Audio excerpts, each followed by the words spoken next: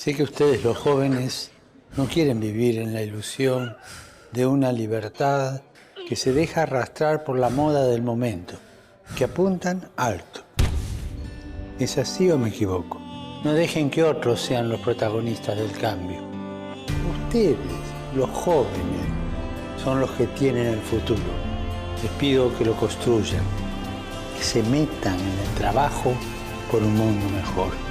Es un reto, sí, es un reto. ¿Lo aceptan? Pidan conmigo por los jóvenes, para que sepan responder con generosidad a su propia vocación y movilizarse por las grandes causas del mundo.